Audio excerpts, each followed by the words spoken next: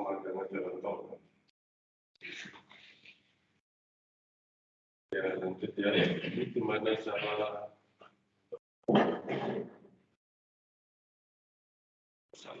ya. Kalau 15 menit ya.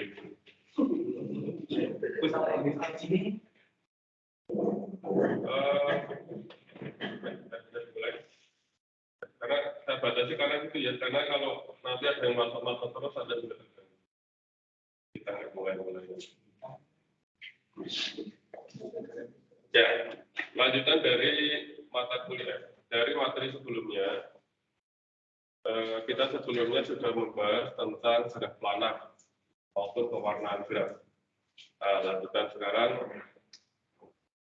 ya jangan lupa kuisnya dan forum. Jadi salah satu hadiran itu nanti adalah dari kuliah konsep dan online-nya. Hadiran yang satunya itu hubungannya N ya, forum and quiz. Jadi dua-duanya harus hadir. Forum quiz. Oke, nah sekarang kita akan membahas tentang beberapa algoritma, bukan ya beberapa algoritma atau beberapa permasalahannya. Jadi nanti kita akan bahas nanti masalah lintasan terpendek, warnanya pink. Tadi itu settingnya merah. Entah formatnya gimana ya.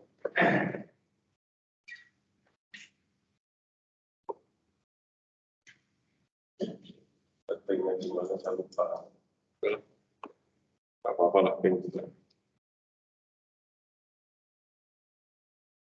Nah, masalah lintasan terpendek, nanti kita akan tentang algoritma Dijkstra, kemudian ada Danish Postman problem, dan traveling salesman problem.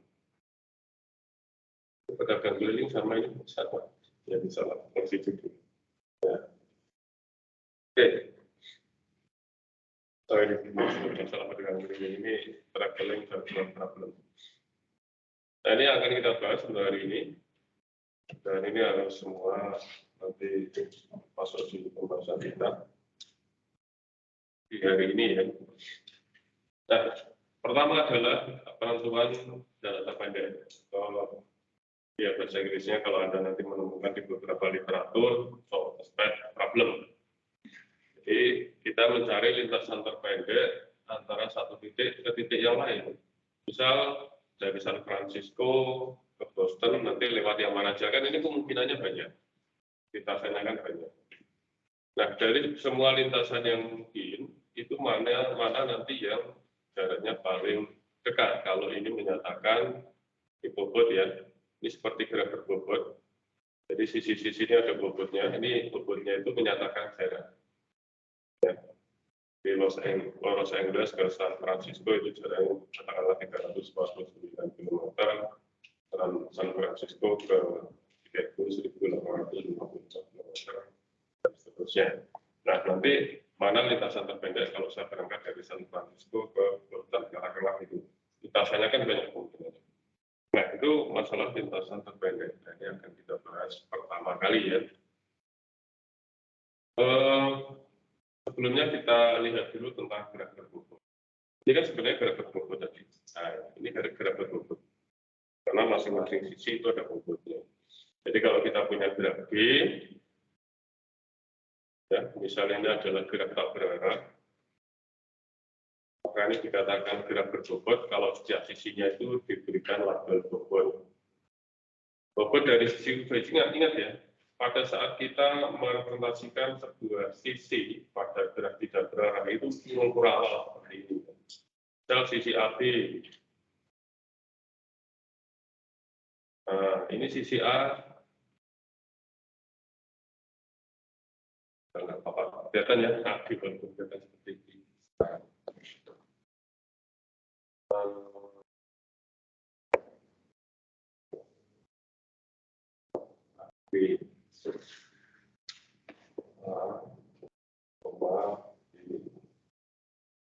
Nah, kalau seperti ini adalah sisi AB. Mau Anda tulis AB ataupun B, A itu boleh. Karena apa? Karena graf tidak berarah. Kalau graf tidak berarah, A, B, B, A sama saja. Kalau graf berarah kemarin tulis sisinya gimana? Kurung biasa. Nah, ya. Ini A, B dengan B, A beda atau sama? Beda, karena ada arahnya. Nah, kalau graf tidak berarah, mau ditulis A, B atau B, A sama saja. Jadi kalau seperti ini berarti untuk graf tidak berarah. Nah, nanti ada notasi. Ini kan tadi notasinya kurungnya biasa ya, ini nggak apa-apa. Ini untuk notasi bagus saja. Jadi W untuk apa itu namanya? Untuk sisi UV ini W ya, W itu bobot wedge. Nah, ini apa itu namanya? Notasi untuk bobot. Cuman karena ini untuk tidak berarah, jadi W UV sama dengan W PU. Ya. Jadi nanti adalah bobot dari sisi V. Nah, ini notasi ya, kesepakatan untuk notasi. Nah, ini formatnya gimana ya? Warnanya jadi gini lagi.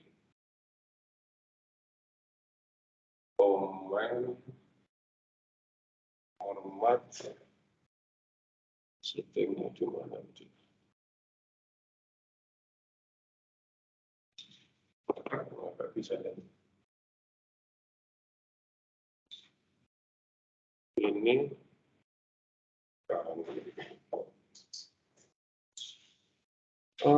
tool setting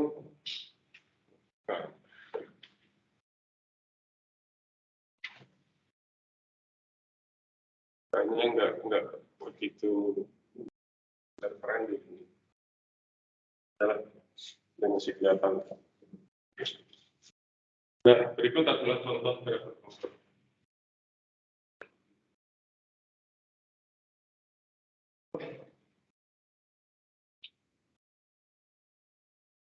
Ya, ini graf berbobot. Jadi, E ke A, sisi E ke A, ini bobotnya 10, itu A, ke B, bobotnya 2, dan seterusnya. Jadi itu graf berbobot. Nah, nanti notasinya, ini contoh ya, sisi A, B, itu notasinya adalah nanti B, A, B. Ini nanti seperti ini ya, karena nanti kita akan mengulang bagaimana bagi secara bekerja. Nanti dia ada paham ini.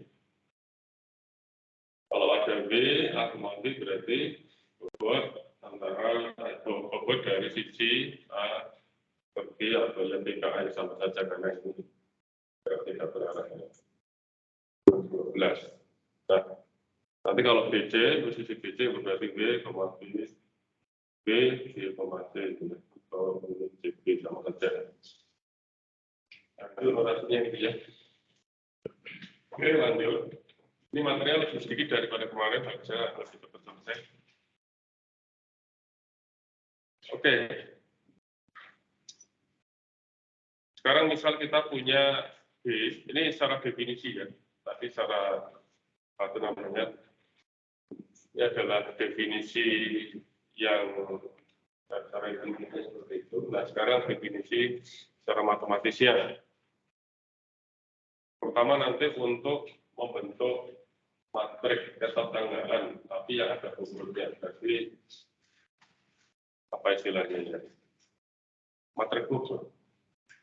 Ya matrik ketetanggaan tapi untuk graf. Ya, kalau kita punya graf D,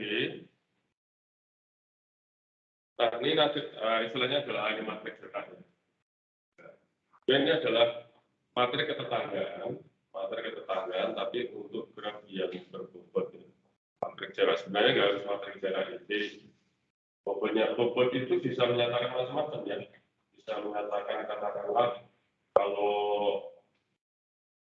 kalau misal pada sebuah jaringan, gitu ya, pada sebuah jaringan. Ada, kalau kita bisa notasikan, kita representasikan dalam graf katakanlah gitu ya.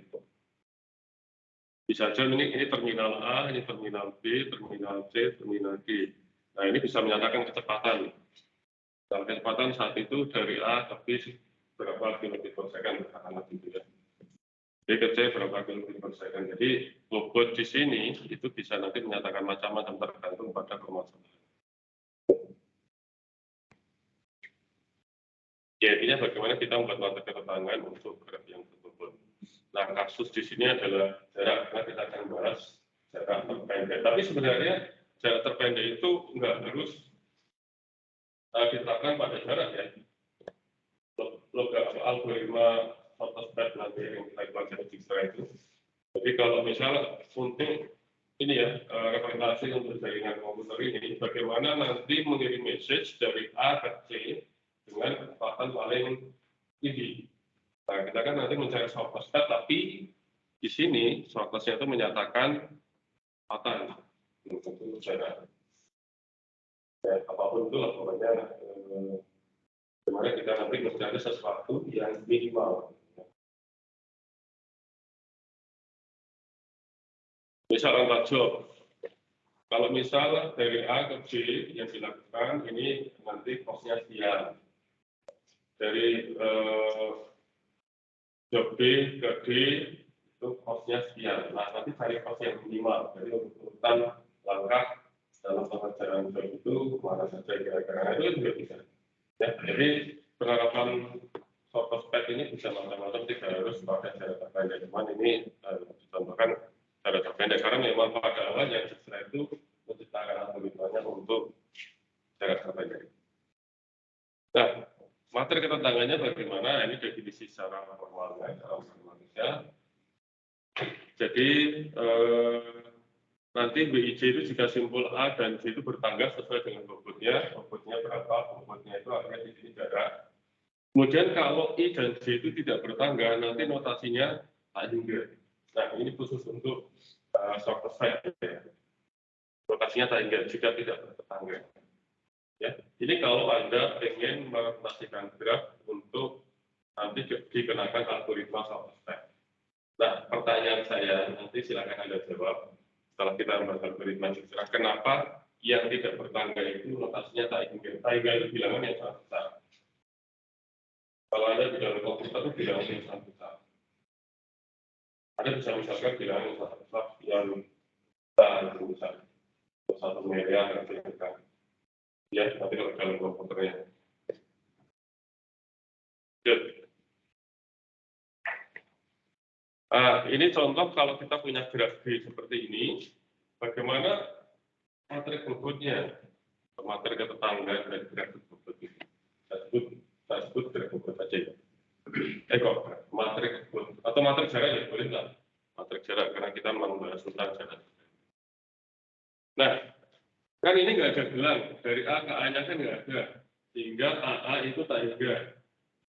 Ya. AB itu bobotnya 12, jadi ini ya ini 12. A ke C nggak ada, nggak bertetangga. Ingat ya, pengertian bertetangga dengan terhubung itu beda ya.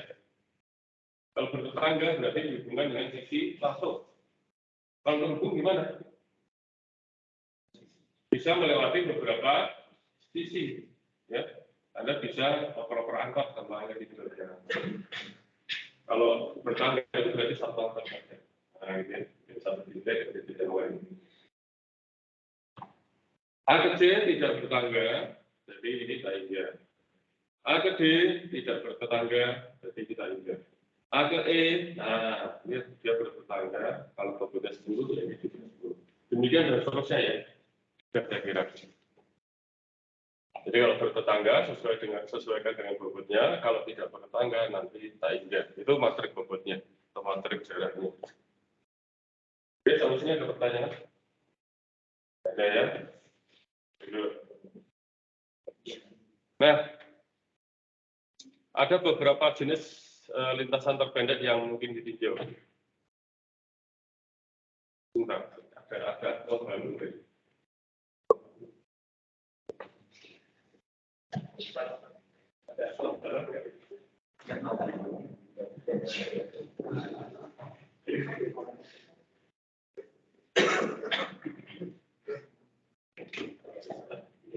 Harus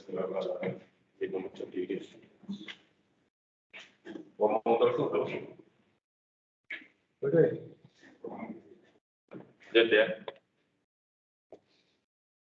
Lintasan terpendek antara dua simpul. Nah, nanti ada algoritma macam-macam ya nanti ya. Nanti kalau Anda sudah nggak belajar 135, ya mungkin, ini ada nggak nih? Ada? Ada? Enggak. Berapa lebih ya? Lebih ini lihat ya. Nanti kalau biasanya kalau di informasi nanti kita belajar 2 tahun atau di strategi algoritma akan belajar algoritma lain selain jika untuk mencari lintasan pendek. Lintasan terpendek antara dua simpul. Kemudian bisa lintasan terpendek antara semua simpul pasangan simpul pada graf. Contoh biasanya nanti kalau di AI Anda belajar mulai algoritma itu lintasan terpendek antara semua pasangan simpul yang mungkin ya untuk Floyd algoritma terpendek antara dua simpul tertentu algoritma banyak ada asal termasuk banyak tapi kalau di AI atau kecerdasan buatan lintasan terpendek dari satu simpul tertentu semua simpul pada graf sebenarnya Dijkstra yang unggul. Kalau Anda running Dijkstra nanti akan ketemu yang nomor 3. Lintasan terpendek antara dua simpul yang harus melalui beberapa simpul tertentu. Ini nanti implementasinya ya kalau misal aplikasi di Gojek atau apa itu ya. Misal Anda pesan sesuatu tapi nanti harus mampir ke sini itu untuk beli barang apa ya itu kan harus ada mampir dulu. Lintasan terpendek antara dua simpul tertentu seperti Google Map itu kan sebenarnya ini kan yang dilakukan Google Map. Lintasan terpendek antara dua simpul. Google Map itu sebenarnya merangkai sebuah algoritma untuk mencari suatu spek, pada saat Anda mencari rute untuk kemana gitu ya. Ya itu Google Map. Tapi algoritmanya apa? Nah, saya juga nggak tahu. Karena algoritmanya banyak sekali. Nah, ini Dijkstra itu yang nanti Anda akan pelajari di sini. Tapi Dijkstra itu juga sebenarnya sudah optimal gitu. Kalau nanti di AI, kalau Anda belajar AI ya, itu ada beberapa algoritma seperti ini belum tentu optimal ya. Belum tentu nanti lintasan terpendek yang sebenarnya. Tapi kalau Dijkstra ini sudah pasti dia optimal. Dijkstra ini betul orang-orang Belanda. Oke. Ini nama orang ya yang membuat algoritma ini. Oke, sekarang kita lihat sebuah kasus graf yang tadi ya, graf yang tadi. Sebelum ke Dijkstra ya, kita belum masuk ke Dijkstra ya. Supaya paham dulu untuk beberapa notasi-notasi yang akan kita gunakan. Panjang lintasan dari U ke V, ini notasinya nanti LUV. Ini panjang lintasannya. Kalau UV tadi adalah bobotnya ya. UV itu bobot sisi UV. Kalau L itu adalah untuk length, ya. Jadi panjang. Ini merupakan bobot yang terdapat pada sisi yang ada pada lintasan UV. Jadi total ininya apa itu namanya? Total jarak pada makanya gitu LUV itu. Total jarak dari U ke V. Dari U ke V. Kan bisa kan terhubung. Katakanlah U dan V itu terhubung. Ingat ya, terhubung dengan bertanda bisa ya. Itu bisa orang-orang. Nah, itu bentuk sebuah lintasan kan. Nah, lintasannya nanti bobotnya berapa gitu. Makanya itu L. Total jarak itu ya dari untuk satu pet tertentu. Nah, itu L.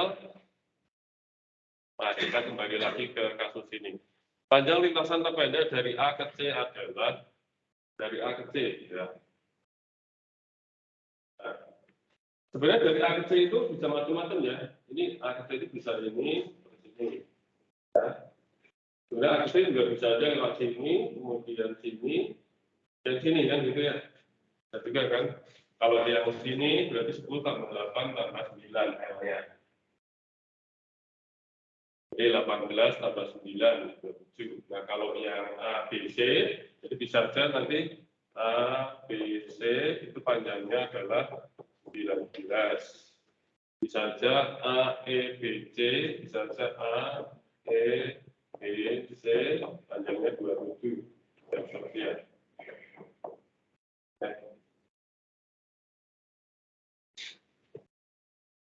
Banyak ya, banyak kemungkinan petnya, kualitasnya. Nah, cuman yang paling pendek itu adalah ABC kok 19 tuh 21 ya. 21. Karena 12 tambah 9. Ya. Nah, yang terpendek itu adalah 12 tambah 9 sehingga L dari AC itu 21 ya, untuk yang terpendeknya. Sebenarnya L itu belum tentu yang terpendek. Maksudnya kita sudah ketemu yang terpendek adalah ABC ya. Nah, ini L-nya, LA ke C itu adalah 21.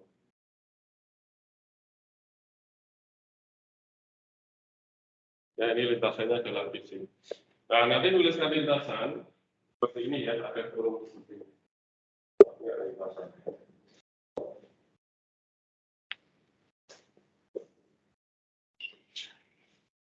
Oke, lanjut ya.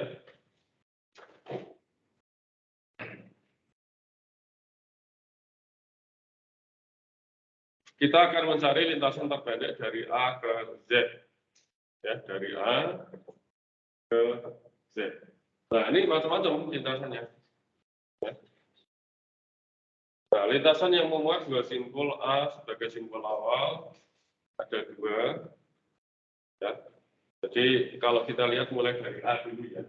A itu nanti kan bisa ke B, bisa ke D, kan gitu ya. Jadi, ya, ini AB, bisa AD. Perhatikan bahwa LAB itu 4, ya, ini panjangnya 4, LAB. Kemudian LAD, panjangnya 2. Oleh karena itu, D merupakan simpul terdekat dari A. Ya, kalau kita lihat, ya, kalau simpul terdekatnya, ya, D kan gitu ya, ini jalannya 2, ini kelihatan ya di belakang ya. Kalau nggak kelihatan, langsung aja. Kelihatan ya? Nah, AD itu 4. Nah, yang pendek adalah, sorry, 4. AD itu 4, kalau AD itu 2. Adalah D. Selanjutnya akan dicari simpul terdekat berikutnya. Perhatikan bahwa lintasan terpendek dari A ke B adalah AB.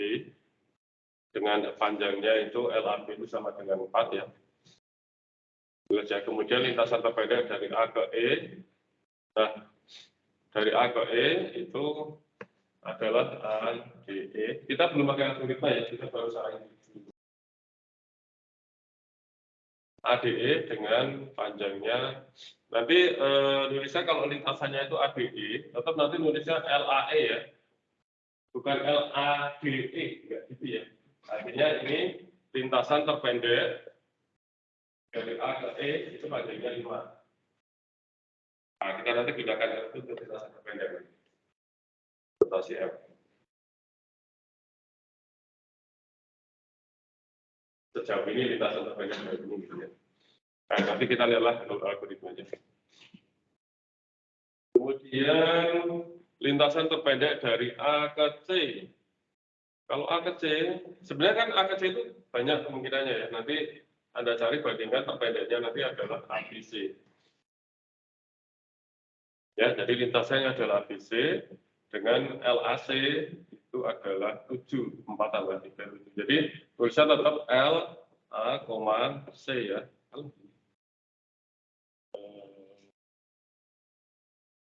Saya nulisnya kalau perasaan enak yang kemarin ya. Komputer beda komputer atau buku. LAS ini kok ini ada ini ya. Nulisnya LA, C. Nah ini sama dengan bukan L A B C, bukan ini. Itu salah. Bisa bukan seperti ini, walaupun lintasannya ABC.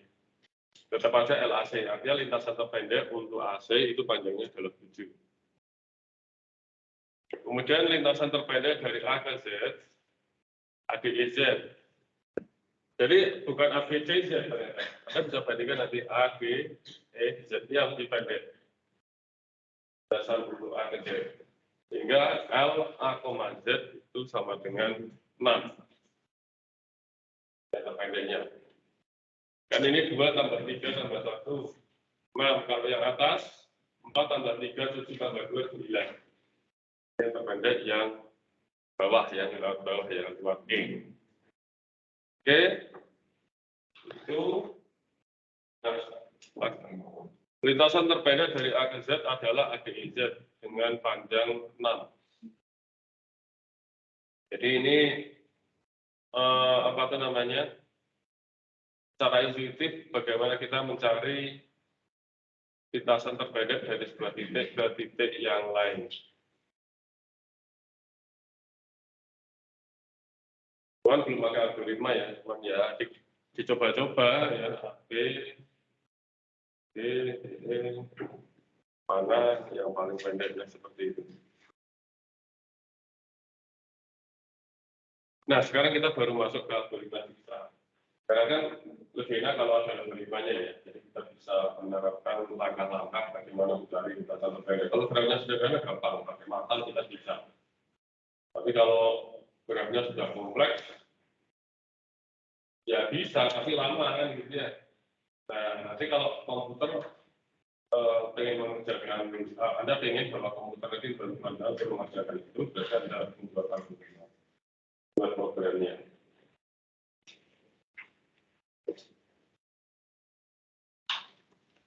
Untuk kita harus ada perjanjian dulu untuk beberapa notasi ya. Notasi-notasi. Misal kita untuk lintasan terpendek dari A ke Z, ini yang akan kita bahas kasusnya nanti sebentar saja dulu. Kita pakai kasus yang ketiga.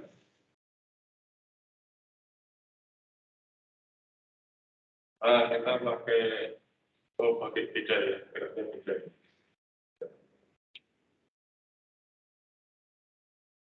Nanti saya langsung dengan contoh aja ya, kalau banyakkan definisi nanti Anda malah pusing nggak apa. Nanti langsung dengan contoh aja, tapi beberapa notasi paling tidak dipahami dulu ya.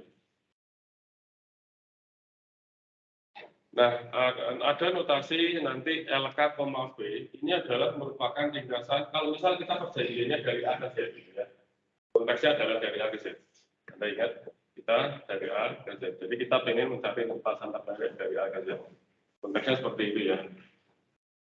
Nah, nanti, ini nggak harus A ke Z ya, dalam prakteknya ini hanya contoh untuk di sini, A ke Z. Nah, notasi LKB ini merupakan ringkasan dari notasi ini diringkas. Sebenarnya notasi yang sebenarnya adalah LKA, V, yaitu panjang lintasan terpendek dari A ke V setelah iterasi ke K. Nah, karena nanti di algoritma Dijkstra ya, itu ada iterasi pertama, kedua, ketiga, dan seterusnya. Ini adalah apa itu namanya lintasan terpendek dari A ke B untuk iterasi ke K. Nah, disingkat, diringkas LKV. Ini artinya simpul awal. Kita kan perjanjian dari A ke Z. Simpul awalnya A. Sehingga kalau ada LKV itu artinya adalah LKA, V. Itu perjanjiannya gitu ya. LKA, V.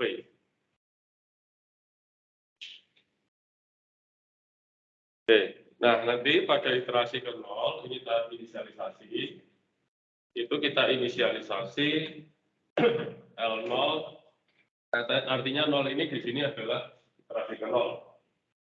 LA sama dengan 0. Ya, dari A ke A berarti nggak kemana-mana. Ya, dari A ke A nggak kemana-mana kan, berarti 0. L0 V itu sama dengan tangga untuk V yang selain A, yang bukan A. perjanjiannya gimana? Nah. Ya.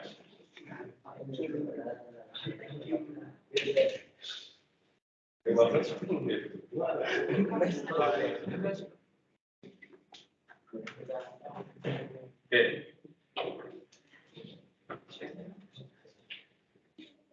Ya ini nggak cuma saya, kalau hujan lain malah kalau hujannya sudah masuk, ya di belakangnya sudah masuk.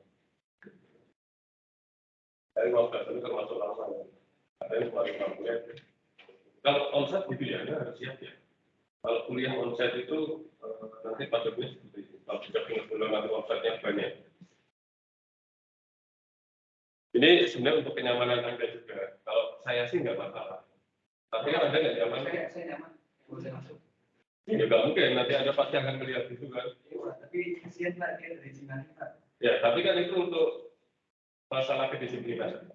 Ya, bukan masalah kasihan. Kalau kasihan ya nanti hampir selesai baru masuk ya. Kita kalau kayak kasihan itu aturan nanti nggak kerja. Ya. Ini kan demi kenyamanan Anda. Saya ini demi kenyamanan Anda. Nanti kalau kasihan sampai wah ini hampir selesai, itu nanti nggak akan ada aturan. Kalau aturan itu berdasarkan kasihan nggak gitu. Ya. Karena sudah tahu dari jumlah ini konsekuensinya gimana? Konsekuensinya gimana? Kalau mulai jauh berangkat di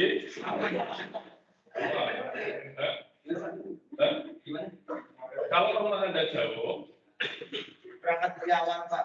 berangkat lebih awal kan? Rumah saya jauh, berarti konsekuensi saya harus gimana?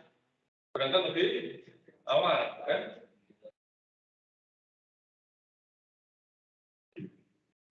Ya, gitu ya. Semua tahu.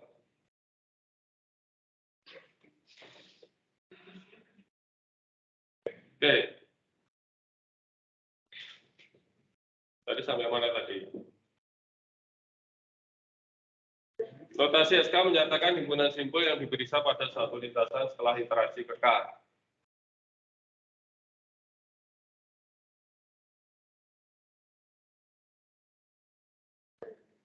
Nah, kita ada notasi ini. S, K.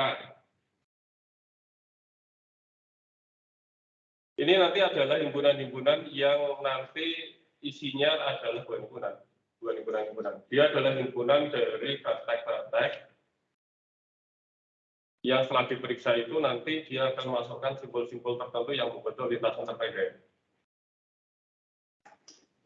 Cuman inisialisasinya itu S0-nya itu himpunan kosong. Artinya pada iterasi ke 0 itu himpunan kosong.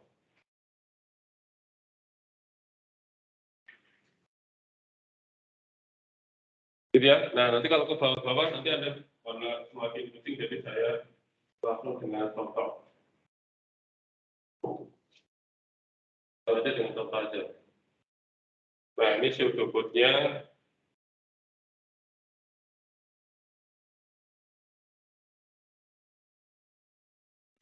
Sorry, ini ya kita punya graf B. Nah, ini ya. Yang penting A itu kita tadi dari A ke Z ya. Jadi V0 itu adalah nanti A. Kemudian Vn itu adalah nanti untuk Z.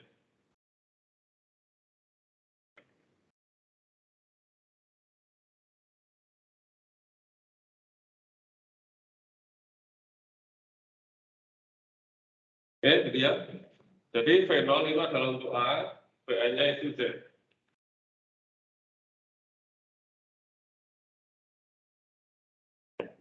Inisialisasi. Seperti tadi ya, dikasih nilai awal bahwa dari A ke A, kita ingat ya dari A ke Z. Jadi pada iterasi ke 0, dari A ke A itu berarti nggak kemana-mana. Terus yang lain itu dikasih nilai saja. Itu dulu untuk iterasi ke 0-nya. Karena lintasan terpendek untuk praktek yang lain itu nanti baru kita akan cari.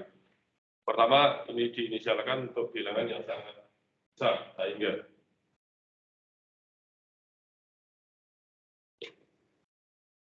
Kemudian diinisialisasi juga S-nya itu masih himpunan kosong. Karena himpunan yang masih kosong kan notasinya seperti itu, himpunan kosong. Himpunan S adalah himpunan simbol-simbol yang diperiksa ya. Jadi nanti setiap iterasi itu akan ada simbol baru. Simbol-simbol yang membentuk lintasan yang paling pendek.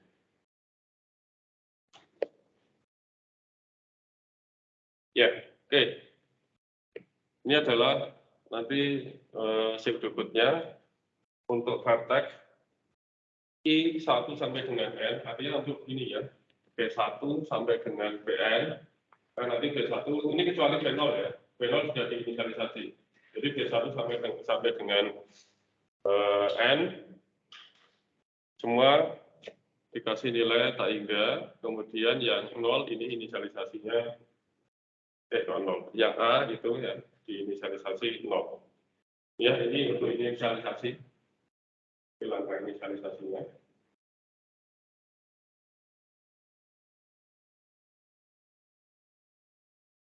Kemudian, nah iterasinya, simbol yang tidak ada di S dengan LU minimal. Jadi gini, untuk U yang nanti akan dimasukkan di dalam S itu adalah simbol yang tidak ada di S sebelumnya. Tapi nanti U itu berarti vertex kan seperti itu. Ini kan LU itu artinya L A, U. Ya. Lintasan terpendek dari A sampai dengan U.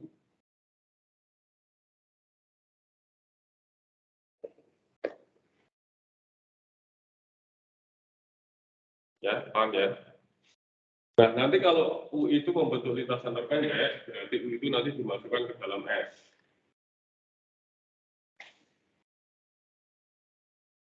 Oke, ini untuk nilai V yang belum ada di S. Jadi ini kan for to do kalau ada dulu dari pemrograman. Untuk V-nya itu belum ada di dalam S, V tidak. Ini notasi sebenarnya kurang tepat sebenarnya. Artinya ini V itu tidak ada di S. Berarti nanti Anda harus cari LV itu minimal dari LV saat ini atau lewat angkot. Jadi ada tambahan vertex U. Jadi LU dulu, baru U ke V. Ini kan kita tujuannya dari U ke V. Jadi selama ini V-nya belum ada. V itu tujuannya ya. Tujuannya nanti kemana? Jadi dari LU yang ada saat ini, lintasan terpendek saat ini, lewat mana gitu ya? Misal angkot, sekarang angkot dari A, ya nantilah contohnya nanti selesai. Misalkan Anda malah bingung. Dia lintasan terpendek saat ini, tetapi melalui U dan baru ke V. Jadi ini LV secara langsung yang terpendek saat ini, atau operator dulu maksudnya di lewat dulu. Mana yang paling pendek? Kalau yang pendek adalah ini, ya nanti diupdate nilai LV-nya. Kalau masih pakai yang ini, pakai yang lama. Ya. Itu seperti halnya dulu algoritma mencari nilai minimal. Minimal saat ini dibandingkan dengan nilai yang baru yang sedang diobservasi.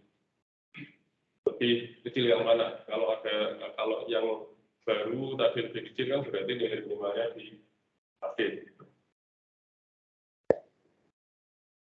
LZ adalah panjang lintasan terpendek dari A ke Z. Ya, ini nanti kalau sudah selesai, nanti akan di-assign nilai LZ. Oke, langsung aja dengan contoh. Kita punya graf.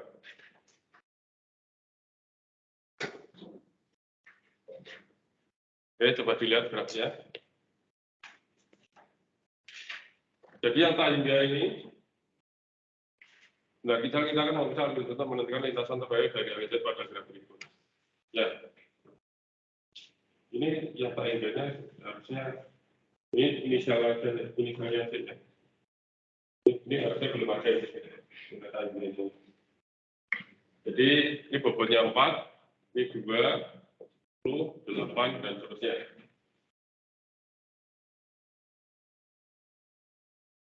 Ya. Nah, sekarang sudah mulai. Coba diingat-ingat. Algoritmanya gini. Pertama, inisialisasi dulu pada iterasi ke 0 ya. Jadi indeks di sini S0, L0, ya, ini artinya pada iterasi ke 0. Pertama itu himpunan kosong dulu. Oke. Terus L0A tadi diinisialisasi nilainya 0. Artinya ini adalah untuk iterasi ke 0 dari A ke A, ya mana-mana kan, jadi itu 0. Kemudian tadi ini kan A, B, C, D, E, Z. Ingat ya, batasnya A, B, C, D, E, Z. Jadi untuk B, C, D, E, sama Z diinisialisasi semua triangle. Ini adalah lintasan terpendek. L itu menyatakan lintasan terpendek pada iterasi ke 0. Kalau R0. Oke, sekarang Z itu belum masuk ke S0 ya, karena masih himpunan kosong, maka iterasi dilanjutkan. Sebenarnya for atau repeat until atau while do sama saja. Ya, kita lihat graf ini ya. U sama dengan A. Ya, kita masukkan dulu titik awal, simbol awalnya. Kita masukkan di dalam S nanti. Itu sudah menjadi langkah awal yang seharusnya ya. Jadi pertama itu adalah kita masukkan simbol awalnya dulu A dalam hal ini. U sama dengan A, karena A itu kan belum ada di dalam S0 lagi. Dan L0A minimal ya, karena 0 kan. Ya, minimal, ini masukkan dulu. Jadi A-nya dimasukkan di dalam S. Nah, himpunan kosong ditambahkan A kan nanti hasilnya himpunan yang isinya A. Ya, ini kita masuk ke iterasi 1, jadi S-nya udah 1. Kemudian L1B. Oke. L1A itu apa itu namanya? Ya sudah jelas ya. L1A itu kan berarti 0. Nah, sekarang L1B minimal L1A itu berarti dari A ke A kan ya? Oke, L1B itu berarti dari A ke B maksudnya. Nah, mana yang lebih kecil? Ini dari A ke B langsung. Jadi ini ada, tapi ini kalau lagi awal-awal gini ya biasanya dia kembali lagi. L0A plus, nah bentar, L0B tadi kan awalnya tadi L0-nya nilainya berapa? Tadi inisialisasi tadi. Mana?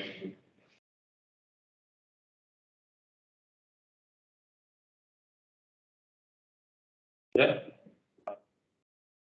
saya salah menuliskan.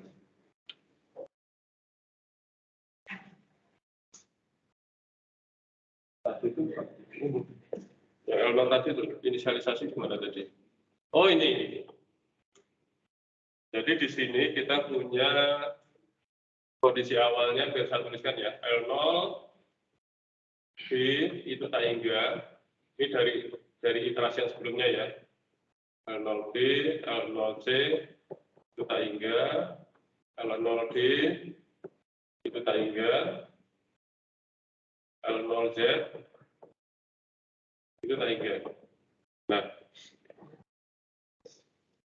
kita bandingkan L0B sebelumnya, itu kan L0 ya, itu tak hingga, dengan yang melewati A. Karena A itu sudah dimasukkan ke dalam S, berarti nanti dia melewati A. Ibarat A itu adalah jembatannya. Berarti bobot dari WAB itu 4 kan. Sehingga di ini apa itu namanya? Dibandingkan dengan 4, mana yang lebih kecil? Tentunya 4.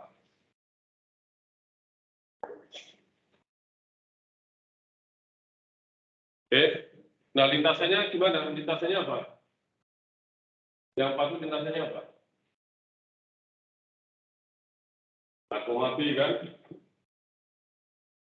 Jadi lintasannya A, B. Nah, sekarang L1C-nya diambil lagi. Tadi kan kalau itu bisa tadi kan L0C tiger. Nah, sekarang L1C itu minimal, mana yang lebih kecil, L0C tapi nilainya tiger, dengan apa itu namanya? L0A tambah BAC. BAC yang melewati A ya, karena yang jadi jembatan sekarang A. AC itu 2, jadi nanti ini nilainya 0 tambah ini 2, 0 tambah 2, 2. Lintasannya apa? Berarti A, C.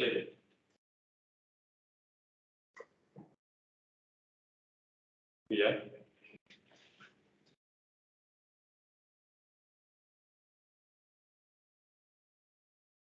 Kemudian L1D diupdate. L0D kan tadi tak ingat. Nah, sekarang kalau A sebagai jembatan, bisa nggak kita ke D?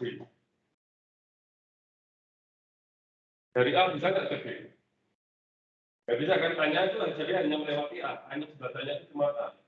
Nggak bisa kan? Karena yang ada di S itu baru A saja. Ini yang nanti sebagai jembatan. Ibarat lompat itu harus melewati A saja. Nggak bisa kan? Sehingga kalau nggak bisa, baik itu L1D, L1E juga gitu ya, A ke E kan nggak bisa. Maksudnya gini, dari A-nya itu jembatannya cuma A, jadi gini, saya gambarkan ya ini, ya udah ini aja dulu ya, ini sebagai jembatannya A. Jadi harus lewat A terus sebuah simpul kelas A. Dari A kan nggak bisa D ke D, karena jembatannya nggak ke E juga nggak bisa, dan nggak bisa sehingga dia tak ini. Sehingga BAG, BAE, BAC itu masih ada. Oke, gitu ya. Ini sebagai nanti input di iterasi berikutnya ya. Jadi kita sudah punya L1B itu nilainya 4, L1C nilainya 2, tapi yang lain ini masih tak ingat nilainya. Ya. Ya, ingat ya L1B itu 4, L1C 2. Terus Z belum masuk ke dalam S1 ya, karena S1-nya cuma isi A sehingga dilanjutkan. Ini baru dulu aja. Next. Nah, sekarang dari yang ada tadi, L1B kan 4, L1C 2, mana yang lebih kecil? Ya, sehingga C-nya nanti masuk di dalam S2. Jadi jembatannya ini. A sama C. Jembatannya ya. Nah, sehingga ini AC. S-nya itu. A, C.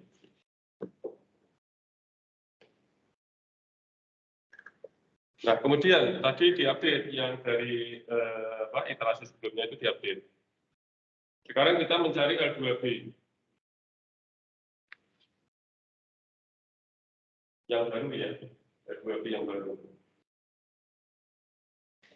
Ini minimal dari L1B, tapi L1B diketahui berapa? 1B itu 4. Tapi nanti hilang. Terus saya ini semuanya hilang.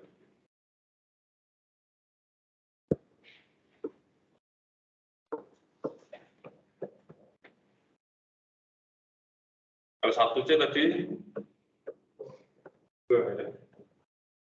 C-nya sudah masuk. L1D, L1E, L1Z, ini tak ingat semua.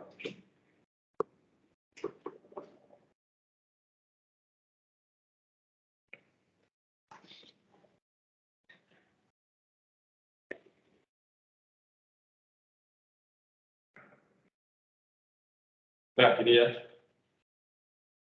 Sekarang L2B, ini minimal L1B, tadi kan L1B-nya 4. Dengan dia melewati jembatan, jembatannya sekarang apa? C. Jadi AC, GB, ya. Ini L2B. Nah, tadi 4, kalau melalui C, berarti apa itu namanya? Mana C-nya? Di sini ya. Dia bisa, nah ini ke B. Nah ini 2 ke 1 melalui C. Jembatannya kan tadi AC. Bisa AB yang tadi, AB langsung dari A ke B, atau ACB. Mana yang lebih kecil? Itu, seperti itu. Jadi L1B tadi di mana lintasannya adalah mana? AB langsung kan tadi. Nah, sekarang itu melewati C. Jadi ACB. 3 kan? 2 tambah 1. Ini 3. Dan lintasan terpendeknya ternyata ACB. 3.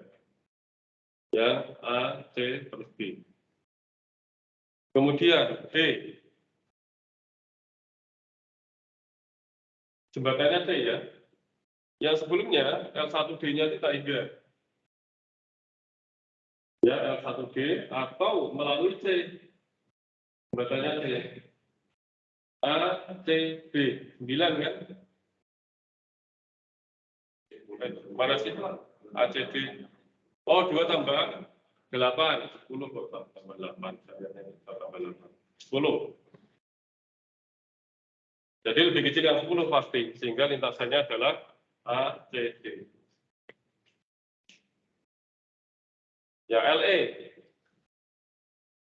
Diupdate. Tadi LE-nya tak hingga.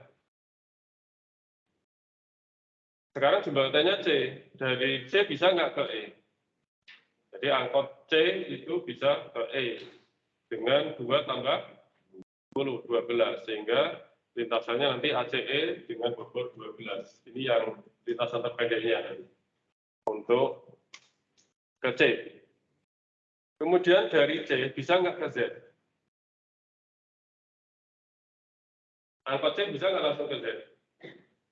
Nggak bisa kan? Jadi itu hanya jembatannya saja, nggak bisa, sehingga masih taingga. Kalau nggak bisa. Ya.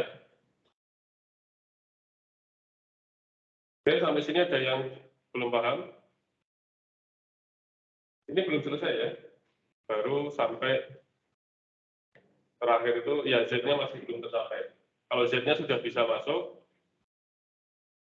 ke S-nya, sudah ke lintasan terpendek, sudah selesai. Belum kan? Ada yang mau bertanya?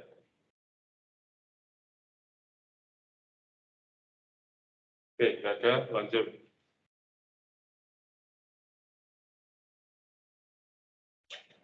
Tadi itu, buat ingat-ingat, L2B berapa tadi? Soalnya kalau next-nya kalau PDF itu nggak bisa. Ini satu-satu. Tadi 3, 10, 12 ya. B, D, E, 3, 10, 12.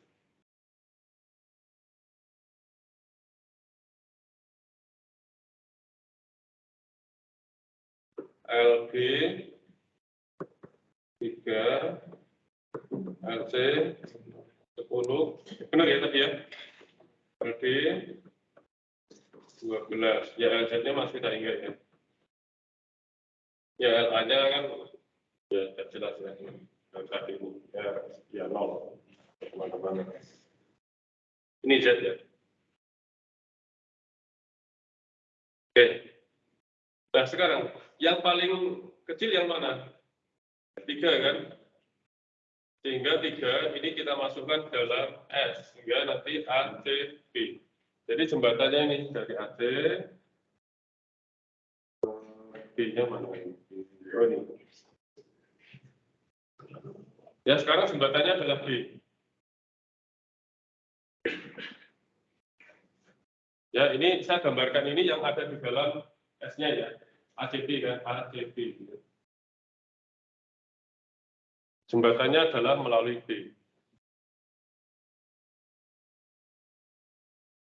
Oke, ya kalau sudah jembatannya B ya kadang nggak perlu ngecek LB lagi ya. Ya, jadi yang selain yang ada di sini, yang dicek itu yang selain yang ada di sini, LA nggak usah dicek lagi, LC nggak usah dicek, ya, BLC, LB nggak usah dicek kalau nggak masuk sini. Jadi sisanya tinggal apa? D, E, Z. Nah, jadi sekarang D. LD tadi nilainya 12 dibandingkan dengan melalui B. Bisa nggak dari B kemudian ke D? Bisa kan? Nah, dicek. Jembatannya kan ACB. ACB, D. Berapa bobotnya? Bobotnya berapa? 8. ACB terus ke D. 2 tambah 1, 3. 3 tambah 5, 8. Jadi sekarang 8.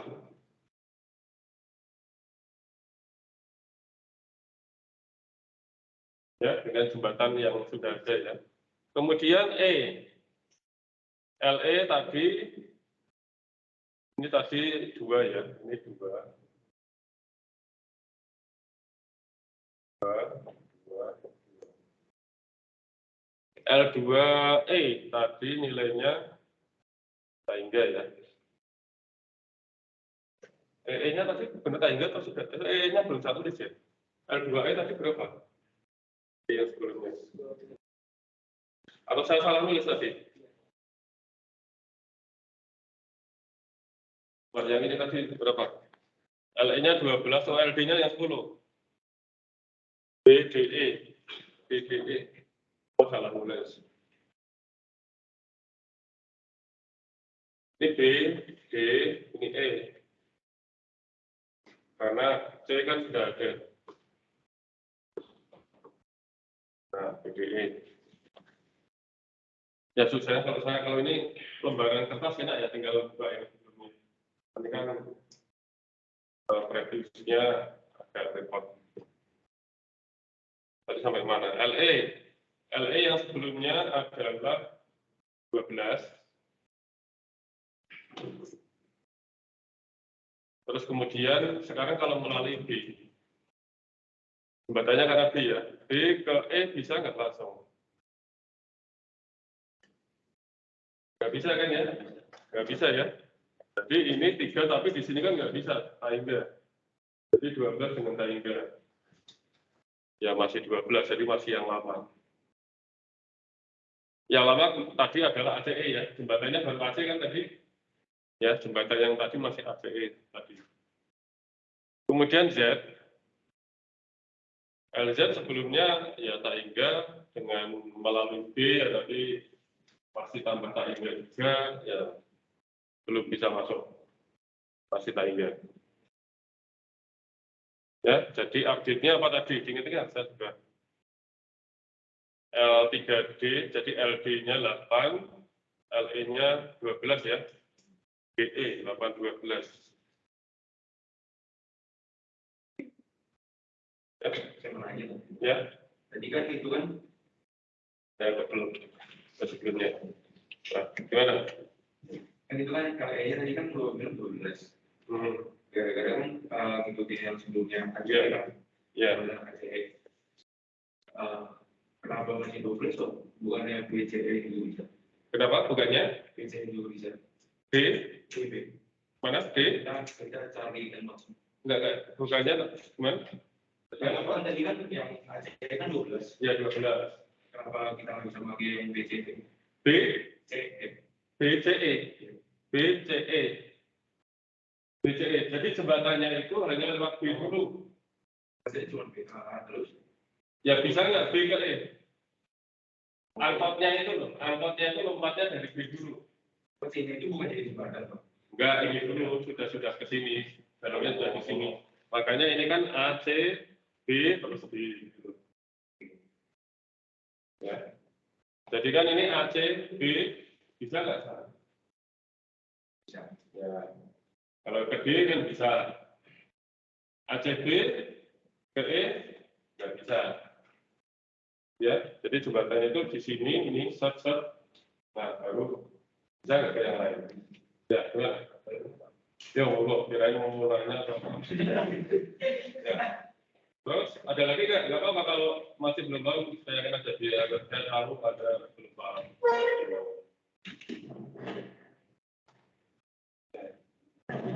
Saat ini saya haus, sampai kebenar. Ya, sip. Ada lagi? Jadi ini yang sebagai nanti lompatnya itu ya. Kayak tadi contoh, oh berarti ACB terus ke D, nah berarti lintasan terbalinya ACBD. Tapi ternyata kalau yang E, ACB bisa nggak ke E? Nggak bisa, berarti pakai yang lama. Tadi jembatannya kan baru AC. Ya. Yang lama tadi, ACE kan. Jadi masih ya pakai yang lama. Ingat-ingat tadi dapatnya apa saja? 812, DE 812 ya. Sebenarnya dicatat ininya juga sih. Cuman kalau ada kertas gampang tinggal balik ya. Ini kan beberapa teks. Saya agak repot ngetekmu. Ini apa sih? L.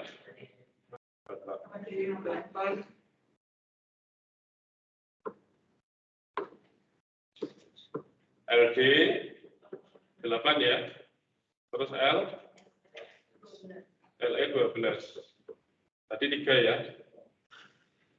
Ya 3 tadi. Ini tadi AC yang jadi jembatan tadi. Ya, tadi ACBD.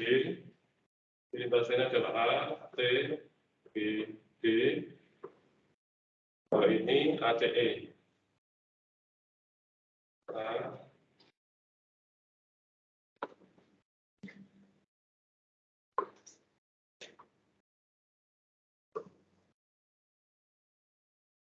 ACE. Ya, sekarang kita lihat yang paling kecil yang mana ini? 8 sama 12, 8. Kalau 8 berarti yang masuk sekarang D. ACBD masuk. Nah, jembatannya ACB.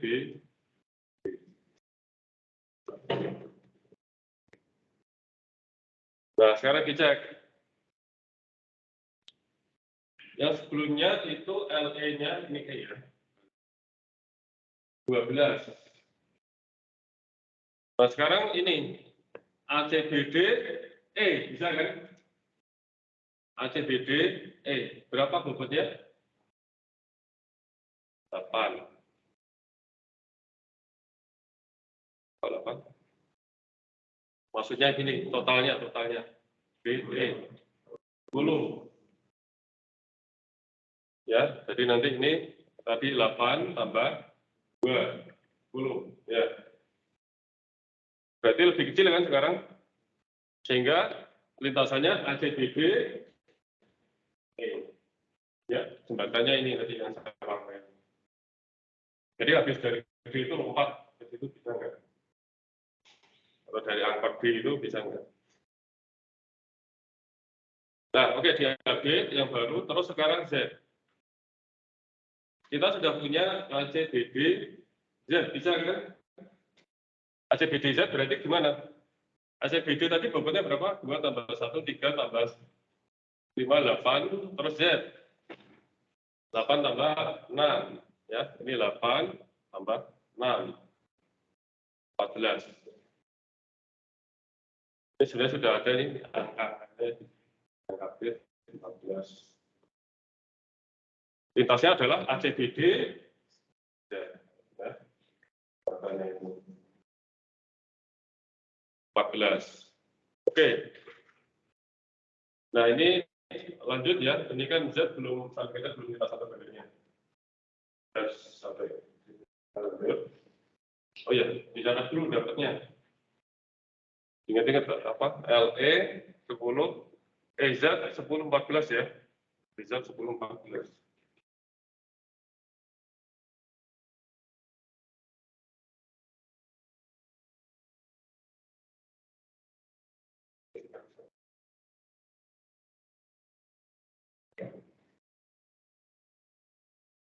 Video ya itu. Nah, bukannya ini ya? Sebelumnya lagi. 10-14 L3 L4 Z EZ 10-14.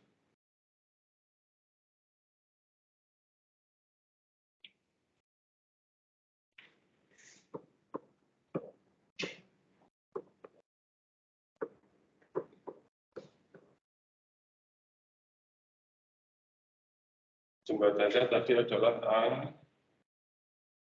C, B, D. Ya. Ini 4. Oh. Nah, mana yang adalah E ya. Kalau E yang lebih kecil, ya sudah. Berarti E-nya masuk ACBDE. Berarti ACBDE. Nah, ini tadi lintasannya adalah ACBDZ ya. A, B, D, D, Z. 14 tadi, lintasnya apa tadi? Ada yang bawa slide-nya nggak? Yang ambil yang mana? Tadi apa? A, B, yang tadi? Oh, saya harus gini. ACBDZ ya. ACBD, oh, ini ACBD. Oh, ini LE. LE sama Z, saya salah nulis. E sama Z. ACBDE, ACBDZ, oke. ACBDE itu salah nulis. ACBDE ini ACBDZ.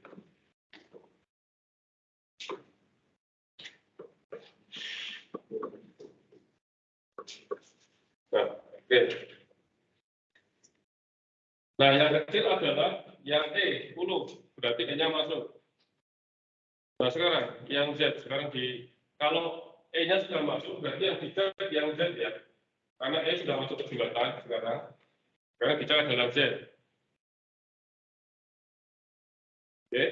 Nah, L4Z tadi diketahui 14. Sekarang jembatannya kan gini. A, C, B, D, E, ke Z. Dicek.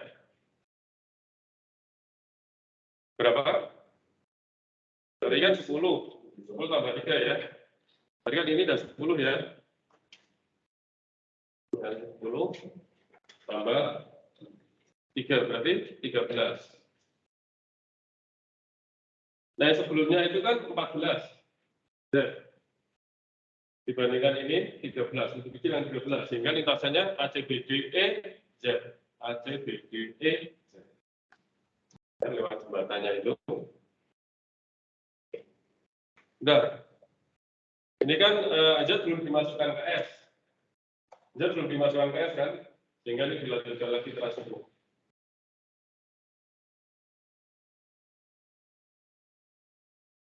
Cuman kan nggak ada yang lain lagi, otomatis Z akan masuk ke S kan?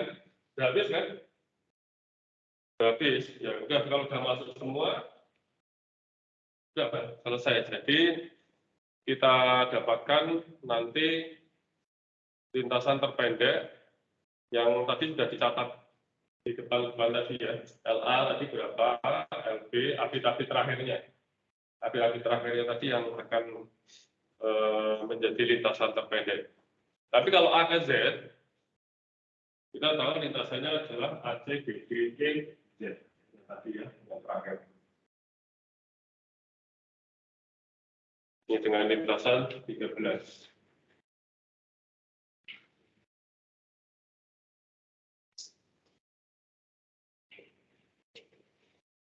Ya, 13.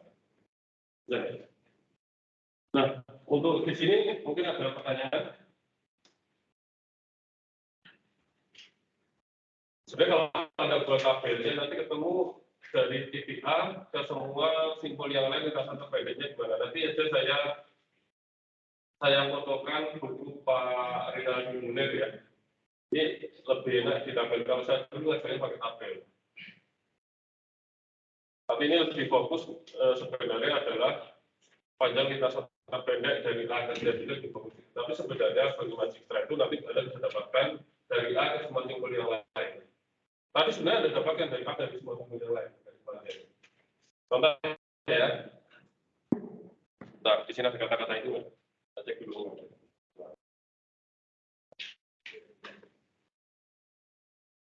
Kemudian memberikan lintasan itu sebagai lintasan terpendek A ke Z dengan lintasan juga benar. Sebenarnya ini tadi yang terakhir, posisi terakhir ini kan Z ya. Kalau pakai tabel enak. Itu lintasan terpendeknya 10. Ini posisi terakhir. Dia adalah ACBDE 10. Posisi terakhir aja untuk semuanya. Itu nanti lintasan terpendek dari A ke E. Terus kita mundur lagi. Yang terakhir yang nggak diupdate. Contoh terpendeknya tadi ada diupdate nggak tadi? 12 kalau nggak update ya itu. Pokoknya update terakhir untuk setiap L itu adalah lintasan terpendek ke simpul itu. Ya, cuman kalau yang resiko tadi itu fokus ke A dan Z. Sebenarnya kalau itu dicatat dalam tabel, itu Anda bisa dapatkan lintasan terpendek ke semua simpul yang lain. Jadi karena ini tadi fokus hanya A dan Z. Oke, sampai sini ada pertanyaan? Jadi update yang terakhir itu adalah lintasan terpendek ke simpul tersebut. Ya. Update yang terakhir. Ada pertanyaan? Ada, maksud. Sekarang kita ke traveling salesman problem atau traveling salesperson problem. Tapi lebih terkenalnya istilahnya adalah traveling salesman problem. Cuman kan pedagang belum tentu men. Bisa perempuan, sehingga diperhalus traveling salesperson problem. Tapi kalau yang terkenal sih cuma traveling salesman problem. Jadi bagaimana sales itu nanti dia melalui setiap kota dan dia kembali lagi ke kota tersebut. Kenapa disebut salesman ya? Atau salesperson. Jadi dia ini sebuah simbol katakanlah ini ya. Ini graf. Ya, sembarang aja ya. Katakanlah ini dari A. Dia melalui setiap simpul yang lain. Ini B, C, B, E. Melalui setiap simpul yang lain dan dia harus kembali lagi ke A. Tepat satu kali, simpul yang lain itu dilalui tepat satu kali. Nah, itu kan sebenarnya sirkuit apa kemarin? Melalui setiap simpul tepat satu kali. Kembali ke simpul awal. Sirkuit apa tadi? Kemarin? Sirkuit apa? Nah, lupa tau, kemarin nggak begitu ngerti, sekarang lupa. Mandalika.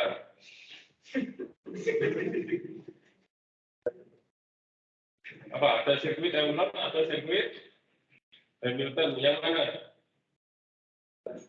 Hamilton. Jika kalau melalui setiap simpul tepat satu kali, kembali lagi di semula. Ini saya buka gini supaya lebih jelas masuk sini ya, karena kalau saya pakai itu mungkin kurang jelas. Ini mohon maaf, ini saya buka biar jelas masuk sini. Satu cok ininya apa tuh namanya? Ini tuh suaranya nanti apa tuh? Ini sih bisa, cuma nanti suaranya agak mendem atau enggak apa-apa. Ya. teman-teman. Oke. Kembali lagi ke sini ya. Dia mengunjungi setiap kota tepat 1 kali kalau diumpamakan kota ABCD-nya itu. Dan kembali lagi ke kota pertama dia berangkat. Itu namanya traveling salesman. Nah, bagaimana mencari sirkuit Hamilton? Jadi sirkuit Hamilton yang namanya kembali lagi ke tempat semula melalui siklus 1 kali. Nah, cari sirkuit Hamilton yang dengan bobot minimum. Ya, sirkuit Hamilton dengan bobot minimum.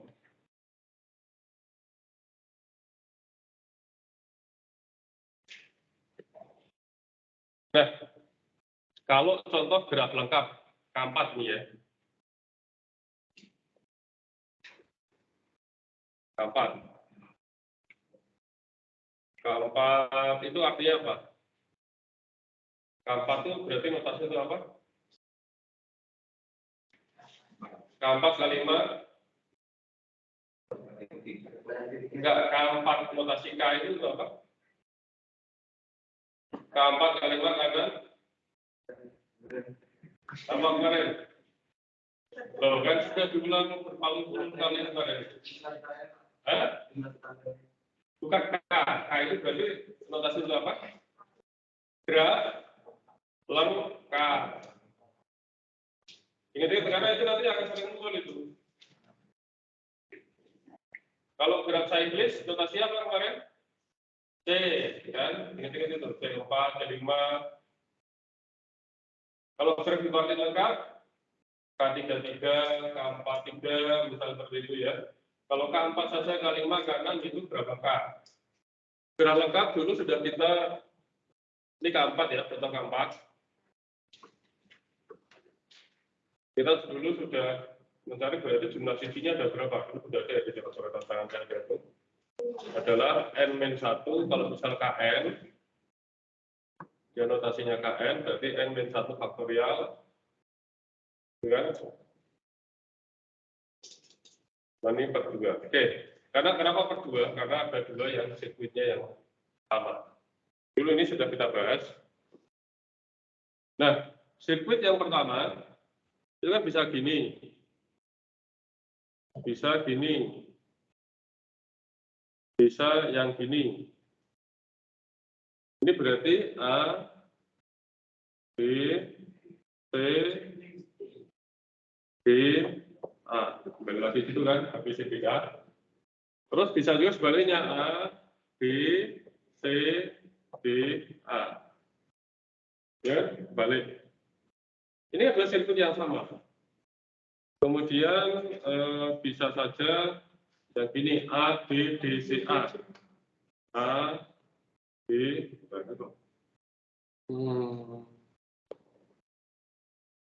ya A koma sampai jadinya B. A, B, D, C, A. B, C, A. Terus yang sebaliknya A, C, B, B, A. Terus A, B yang gini. AD, B, C, A. Yang sebaliknya AC, BD, A.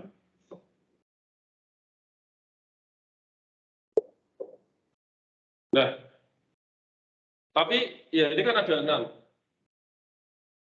sirkuit Hamiltonnya, tapi ini kan sama, sebenarnya sirkuit yang sama sirkuit ini kan. Ini juga sama, makanya ini dibagi 2. Ya. Sebenarnya N-1 faktorial. Berarti 3 faktorial ada berapa? 6 kan? 1, 2, 3, 4, 5, 6. Tapi kan ini sebenarnya ada 2 yang masing-masing itu ada 2 yang dia sebenarnya representasi ya, dari sirkuit yang salah. Jadi dibagi 2. Ya. Jadi 3 sirkuit. Sirkuit yang pertama ini, Anda boleh milih mau ABCDA atau ABCDA. Ini bobotnya berapa?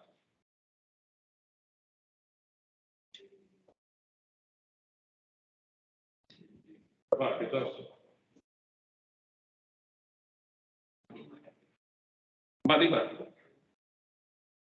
Ini Berapa? Ini bobotnya berapa? 41. Yang itu ya. Ini bobotnya berapa?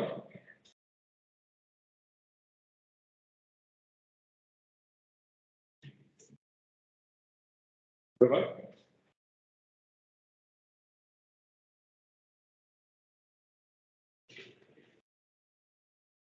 32.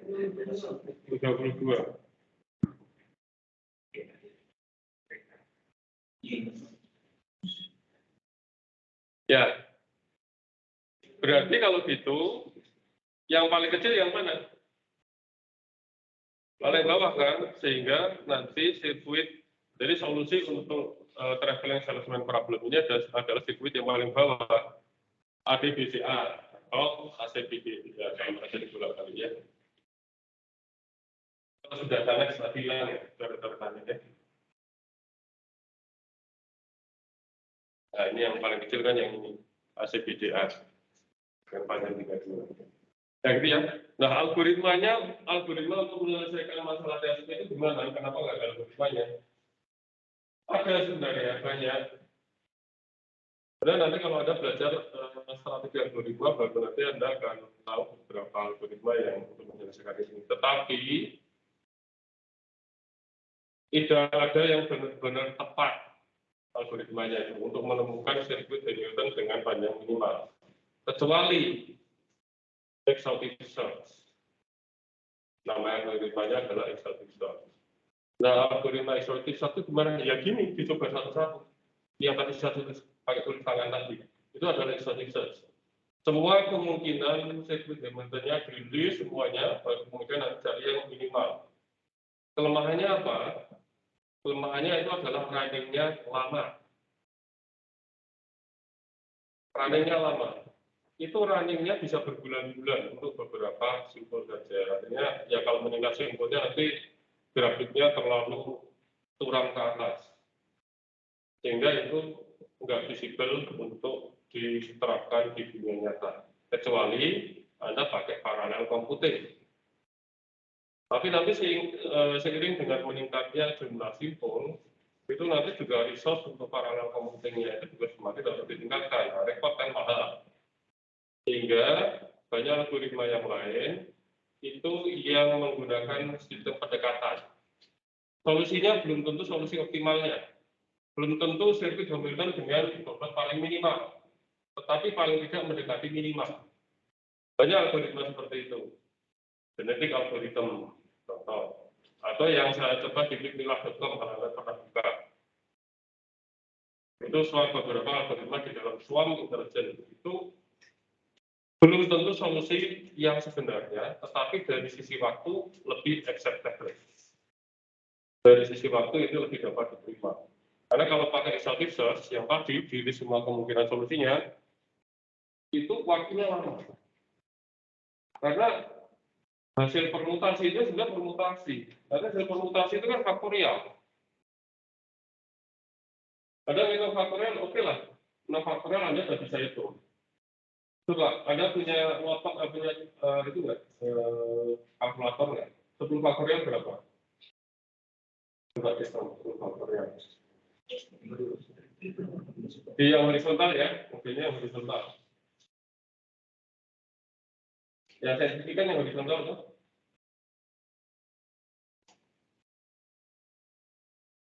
Oh, ada horizontal. Coba. 10 faktorial berapa? Berapa? Oke kan? Nah, ini terus kalau misal 20 faktorial, enggak ini ada yang faktorial enggak kan? Sertifikatnya bercontoh. Oh, nah, ini ada yang apa ini? Wah ini ada ini. Nah, udah gitu kan? Global dan meningkatnya pesat sekali itu. Ini pakai apa itu? Oh, Google ya. Ya. Ini meningkatnya sangat besar kelihatan kan? Ramadan seperti yang Ramadan itu. Bukan itu. Jadi kalau apa itu namanya faktor yang itu grafiknya itu meningkatnya pesat sekali ya Ramadannya, ya kan? Jumlahnya begitu nambah satu aja sudah banyak sekali kan? 11 ke 12 itu sudah banyak sekali. Kalau 50 faktorial udah terlalu besar itu angkanya. Sehingga nanti jumlah sirkuit Hamilton yang harus dirilis oleh si komputer itu jumlahnya sudah terlalu banyak. Running time-nya itu lama. Ya, gitu ya. Jadi algoritmanya isotipsot seperti tadi di itu yang pakai optimal. Kemudian Chinese Postman Problem. Nah, kalau ini coba Anda bisa baca di situ. Dia mengantar surat-surat postman ya. Nah, cuma untuk menghemat waktu biaya, dia merencanakan rute perjalanan yang hanya melewati setiap jalan tepat satu kali. Ya, setiap jalan tepat satu kali. Bukan kota tujuannya, tetapi jalannya. Nah, dia harus kembali lagi ke tempat semula. Bagaimana cara menentukan rute yang paling efisien? Kalau ini sirkuit apa?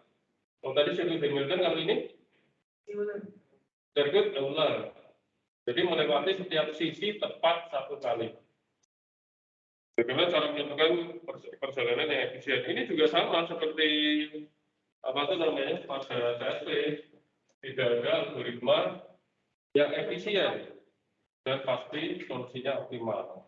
Sehingga caranya gimana? Ya melis semua kemungkinan sirkuit Eulernya, lalu kemudian nanti dicari bobotnya, cari yang paling minimal. Nah, tapi catatan itu harus sirkuit apa? Harus graf Euler ya. Artinya ada sirkuit Eulernya. Kan nggak semua graf ada sirkuit Euler. Jadi graf Euler ini contoh graf Euler. Karena bisa lihat di sini salah satunya, ya mungkin banyak kemungkinannya, tapi nanti cari yang minimalnya. Ya. Oke, itu tadi traveling salesman problem dan Chinese postman problem.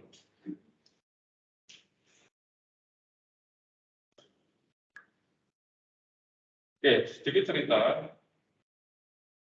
Ya, ini kedua masalah ini, Chinese postman problem maupun traveling salesman problem itu banyak sekali dianalogikan dalam permasalahan nyata ya. Seperti kalau Anda buka yang bimbingan.com itu yang saya itu mencari rute wisata. Seperti saya dulu waktu ke Bali, itu ide dari aplikasi itu adalah waktu saya ke Bali sama anak-anak saya ingin piknik untuk beberapa hari di Bali. Nah, saya ingin kan rute saya itu optimal dan sampai nanti hanya dua tempat wisata gitu katakan gitu ya. Karena saya mengambil kota-kota apa ya tempat-tempat wisata yang saya kunjungi itu nggak pas gitu ya. Sehingga bahkan mungkin hanya satu tempat wisata. Sehingga saya ingin yang optimal. Jadi saya nanti berangkat dari hotel melewati setiap tempat wisata yang seharusnya saya kunjungi ya, sesuai mana yang paling optimal ya, kembali lagi ke hotel saya. Nah, itu adalah contoh traveling salesman problem. Dalam masalah transportasi juga gitu, pengiriman logistik katakanlah gitu, atau pengiriman bahan-bahan tertentu buat produksi, atau mungkin pengiriman paket apa lagi dia. Pengiriman paket, misalnya sederhana adalah pengiriman paket, itu dia juga harus memperhatikan itu kan. Nanti dia harus kembali lagi ke base camp, dia harus ngantar ke sana gitu kan. Nah, ngambil rutenya itu kan harus yang optimal kan. Kalau enggak nanti kemaluan, ya kan? Sampai tempat semula kan, ya. Jadi sebenarnya tukang paket itu kalau dia sudah dibantu dengan aplikasi di mana dia harus rute-rute itu ya itu lebih enak. Google Maps belum nggak bisa kalau di sirkuit ya. Google Maps itu kan hanya satu spek. Ya, dari satu titik ke titik yang lain kan. Ya nanti bisa disambung lagi ke titik itu. Tapi kan untuk membentuk sirkuit kan belum tentu itu. Jadi ya Anda kalau sudah bisa mau membuat aplikasi itu ya bisa, tapi jangan pakai exotic search selama nanti. Saya anak TA itu untuk menyelesaikan seperti vplah.com itu dengan brute force ya, dengan exotic search itu dia menguranginya 3 hari. Padahal untuk tempat wisata yang cuma disimulasikan cuma 28 tempat wisata. Padahal di Bandung ini lebih dari 28 tempat wisata. Itu menguranginya 3 hari. Nah kalau dia aplikasi seorang user ngeklik ya aplikasi, dia ingin disarankan untuk wisata, harus menunggu 3 hari kan gimana? Nggak mungkin kan? Sama, sehingga harus dicari algoritma lain yang efisien dari sisi waktu lebih acceptable, walaupun solusinya belum tentu yang optimal. Nah itu komprominya seperti itu. Dalam dunia AI itu komprominya seperti itu ya. Solusinya belum tentu optimal nggak apa-apa, tapi ya dari sisi waktu dapat diterima. Ya. Oke, ini Chinese ini banyak digunakan dalam dunia nyata ini. Kalau masalah ini terutama traveling salesman problem ya, terutama ini, yang banyak sebenarnya ini. Bahkan ini menjadi sebuah challenge. Kalau Anda bisa menemukan algoritma yang sudah pasti optimal, tapi efisien dari sisi waktu itu acceptable, dijamin Anda akan kaya raya. Itu sebuah challenge. Sampai sekarang karena belum ketemu juga. Kenapa kaya raya? Karena Anda akan mempunyai banyak royalti. Karena dalam dunia nyata ini banyak sekali. Sebenarnya dulu ada profesor ITB yang kemudian ke Dayu, yang jadi Dayu, apa namanya? Waktu itu pensiun dari CT itu sebenarnya ya, kemudian ke Dayu, Pak Anang Dayu itu, tapi sekarang kayaknya sudah benar-benar pensiun ya dari itu. Dulu dia menemukan teori interaksi. Teori interaksi itu dia algoritma teori interaksi itu juga namanya. Dia adalah algoritma yang efisien dan dapat menyelesaikan masalah TSP. Cuman dia belum publikasikan ke paper. Aja orang di dunia belum tahu algoritma ini. Waktu ditanya kenapa dia tidak berani mempublikasikan ke paper, ya dia belum siap untuk menerima konsekuensi dari pasti dia akan begitu populer dan kemudian nanti akan banyak orang yang ya itulah menghubungi dia sebagai tapi masalahnya kalau memang sudah ada sayang kalau tidak dipublikasikan ya karena nanti itu kan bermanfaat bagi ya kehidupan kita sehari-hari karena banyak sekali kasus yang kita dan begitu Anda menemukan algoritma itu dan pasti optimal dijamin Anda kaya. Sekarang semuanya masuk pendekatan. Saya pun di Binola.com itu pakai swap intelligence itu pendekatan aja. Karena kalau Brute dulu maksudnya untuk TA saya tetap Brute 3 hari durasinya itu. Ya nggak mungkin lah 3 hari durasi. Ya oke, itu yang dari materi ini saya stop dulu. Oke, yang dari yang online ada pertanyaan?